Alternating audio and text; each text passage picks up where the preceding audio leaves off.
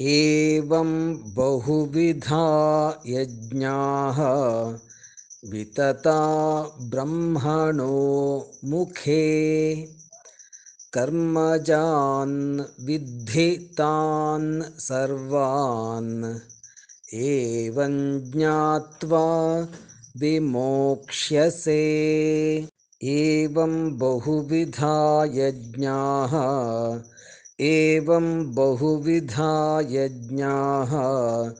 वितता ब्रह्मणो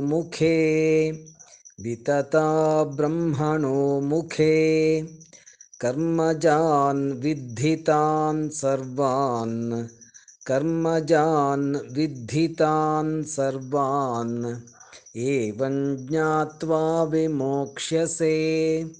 एवं ज्ञात्वा विमोक्ष्यसे।